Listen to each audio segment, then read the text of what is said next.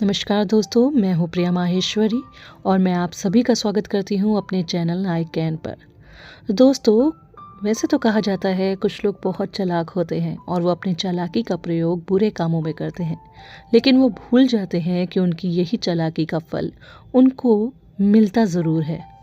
दोस्तों, ये कहानी है एक बुढ़िया माई की। एक थी बुढ़िया, बेहद बूढ़ी, पूरे 90 साल की। एक तो बेचारी को ठीक से दिखाई नहीं पड़ता था, ऊपर से उसकी मुर्गियां चुराने वाली लड़की नौकरी छोड़कर भाग गई। बेचारी बुढ़िया सुबह मुर्गियों को चराने के लिए खुलती तो वे पंख फड़फड़ाती हुई सारी की सारी बुढ़िया के घर की चारदीवारी फांद कर अड़ोस पड़ोस के घरों में भाग जाती। कों कों कुड़ कुड़ करती हुई सारे मोहल्लों में हल्ला मचाती हुई घूमती। कभी वे पड़ोसियों की सब्जी खा जाती तो कभी पड़ोसी काट कर उन्हीं की सब्जी बना डालते। दोनों ही हालातों में नुकसान बेचारी बुढ़िया माई का होता। तो जिसके घर में सब्जी बर्बाद होती वे बुढ़िया को भला बुरा कहता, और जिसके घर में मुर्गी पकती उससे बुढ़िया की हमेशा की दुश्मनी हो जाती। हार कर बुढ़िया ने सोचा कि बिना नौकर के मुर्गियां पालना उसकी जैसी कमजोर बुढ़िया के बस की बात नहीं। भला वो कहाँ तक डंडा लेकर एक एक मुर्गी हाफती फिरे। जरा सा काम करने में ही तो उसका दम फूल जाता था और बुढ़िया निकल पड़ी लाठी टेकती नौकर की तलाश में। पहले तो उसने अपनी पुरानी मुर्गियां चराने वाली लड़की को ढूंढा, लेकिन उसका कहीं पता नहीं लगा। यहाँ तक कि उसके माँ बाप को भी नहीं मालूम था कि लड़के आखिर गई तो गई कहाँ। नालायक और दुष्ट लड़की, कहीं ऐसे भी भागा जाता है। ना अता ना पता, सबको परेशान करके रख दिया। बुढ़िया बड़बड़ाई और आगे बढ़ गई। थोड़ी दूर पर एक भालू ने बुढ़िया को बड़बड़ाते हुए सुना तो वह घूम कर सड़क पर आ गया और बुढ़िया को रोक कर बोला, गुर्र। बुढ़िया नानी नमस्कार, आज सुबह सुबह कहाँ जा रही हो? सुना है तुम्हारी मुर्गियां चराने वाली लड़की नौकरी छोड़कर भाग गई है। ना हो तो मुझे ही नौकर रख लो, खूब देखभाल करूंगा तुम्हारी मुर्गियों की। अरे हटो, तुम भी क्या बात करते हो? बुढ़िया ने खिसिया कर उत्तर दिया। एक तो निरे काले मोटे बदसूरत हो, मुर्गियां तो तुम्हारी सूरत देखते ही भाग खड़ी होंगी।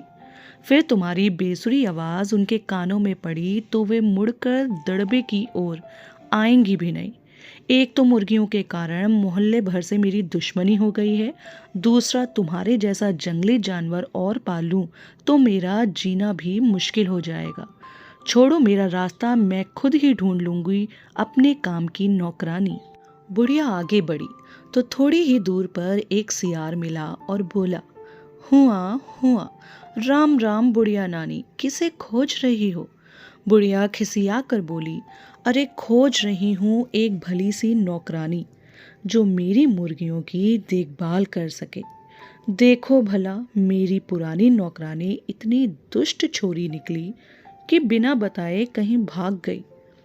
अब मैं मुर्गियों की देखभाल कैसे करूं? कोई कायदे की लड़की बताओ जो 100 तक गिनती गिन सके, ताकि मेरी 100 मुर्गियों को गिनकर दड़बे में बंद कर सके। यह सुनकर सियार बोला, हुआ हुआ, बुढ़िया नानी, ये कौन सी बड़ी बात है? चलो अभी मैं तुम्हें एक लड़की से मिलवाता हूँ, मेरे पड़ोस में ही रहती है, रोज जंगल के स्कूल में पढ़ने जाती है, इसलिए 100 तक गिनती उसे जरूर आती होगी। अक्ल भी उसकी खूब अच्छी है, शेर की मौसी है वो। आओ तुम्हें मिलवा ही दूं उससे। बुढ़िया लड़की की तारीफ सुनकर बड़ी खुश होकर बोली, जुग जुग जियो बेटा, जल्दी बुलाओ, उसे कामकाज समझा दूं। अब मेरा सारा झंझट दूर हो जाएगा। लड़की मुर्गियों की देखभाल करेगी और मैं आराम से बैठकर मक्खन बिलोया करूंगी। सियार भाग कर गया और अपने पड़ोस में रहने वाली चालाक पूसी बिल्ली को साथ लेकर लौटा। पूसी बिल्ली बुढ़िया को देखते ही बोली, म्याऊं। बुढ़िया नानी नमस्ते, मैं कैसी रहूंगी तुम्हारी नौकरानी के काम के लिए? नौकरानी के लिए लड़की की जगह बिल्ली को देखकर बुढ़िया चौंक गई और बिगड़ कर बोली, हे भगवान, कहीं जानवर भी घरों में नौकर हुआ करते हैं? तुम्हें तो अपना काम भी सलीके से करना नहीं आता होगा। तुम मेरा क्या काम करोगी? लेकिन पुस्सी बिल्ली बड़ी चालाक थी। आवाज को मीठी बनाकर मुस्कुरा कर बोली, अरे बुढ़िया नानी, तुम तो बेकार ही परेशान होती हो। ये खाना पकाने का काम तो है नहीं जो मैं नहीं कर सकूं। आखिर मुर्गियों की ही देखभाल करनी है ना? वो तो मैं खूब अच्छी तरह कर लेती हूँ। मेरी माँ ने तो खुद ही मुर्गियाँ पाल रखी हैं। पूरी 100 गिनकर मैं ही चराती हूँ और मैं ही गिनकर बंद करती हूँ। विश्वास ना हो तो मेरे घर चलकर देख लो। एक तो पूसी बिल्ली बड़ी अच्छी तरह बात कर रही थी और दूसरे बुढ़िया काफी थक गई थी। इसलिए उसने ज्यादा बहस नहीं की और पूसी बिल्ली को नौकरी पर रख लिया। इधर पूसी बिल्ली ने मौका देखकर पहले ही दिन 6 मुर्गियों को मारा और चट कर गई। बुढ़िया जब शाम को जागी तो उसे पूसी की इस हरकत का कुछ भी पता न लगा। एक तो उसे ठीक से दिखाई नहीं देता था और उसे 100 तक गिनती भी नहीं आती थी। फिर भला वह इतनी चालाक पूसी बिल्ली की शरारत कैसे जान पाती? अपनी मीठी मीठी बातों से बुढ़िया को खुश रखती और आराम से मुर्गियां चट करती जाती। पड़ोसियों से अब बुढ़िया की लड़ाई भी नहीं होती, क्योंकि मुर्गियां अब उनके अहाते में घुसकर शोरगुल नहीं करती थी। बुढ़िया को पूसी बिल्ली पर इतना विश्वास हो गया कि उसने मुर्गियों के दड़बे की तरफ जाना छोड़ दिया। धीरे धीरे एक दिन ऐसा आया जब दड़बे में 20-25 मुर्गियां ही बची। उसी समय बुढ़िया भी टहलती हुई उधर ही आ निकली। इतनी कम मुर्गियां देखकर उसने पूसी बिल्ली से पूछा, क्यों री पूसी, बाकी मुर्गियों को तूने चरने के लिए कहाँ भेज दिया? पूसी बिल्ली ने झट से बात बनाई, अरे और कहाँ भेजूंगी बुढ़िया नानी, सब पहाड़ के ऊपर चली गई हैं। मैंने इतना बुलाया लेकिन वे इतनी शरारती हैं कि वापस आती ही नहीं। ओफो, ये शरारती मुर्गियां। बुढ़िया का बड़बड़ाना फिर शुरू हो गया। अभी जाकर देखती हूँ कि ये इतनी ढीठ कैसे हो गई हैं। पहाड़ के ऊपर खुले में घूम रही हैं। कहीं कोई शेर या भेड़िया आ गया तो ले जाएगा बस। ऊपर पहुंचकर बुढ़िया को मुर्गियां तो नहीं मिली, सिर्फ उनकी हड्डियां और पंखों का ढेर। बुढ़िया को समझते देर न लगी कि यह सारी करतूत पूसी बिल्ली की है। वो तेजी से नीचे घर की ओर लौटी।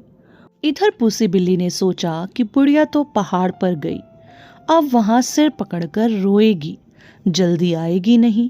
तब तक क्यों ना मैं बची बचाई मुर्गियां भी चट कर लूं। यह सोचकर उसने बाकी मुर्गियों को भी मार डाला। अभी वह बैठी उन्हें खा ही रही थी कि बुढ़िया वापस लौट आई। पूसी बिल्ली को मुर्गियां खाते देखकर वह गुस्से से आग बबूला हो गई और उसने पास पड़ी कोयलों की टोकरी उठाकर पूसी के सिर पर दे मारी। पूसी बिल्ली को चोट तो लगी ही, उसका चमकीला सफेद रंग भी काला हो गया। अपनी बदसूरती को देखकर वह रोने लगी। दोस्तों, इस कहानी से हमें यह सीख मिलती है कि जो चालाक लोग होते हैं वो अपनी चालाकी से अपना काम तो बना लेते हैं, लेकिन ये भूल जाते हैं कि कभी न कभी उनकी चालाकी का पर्दाफाश होकर रहेगा।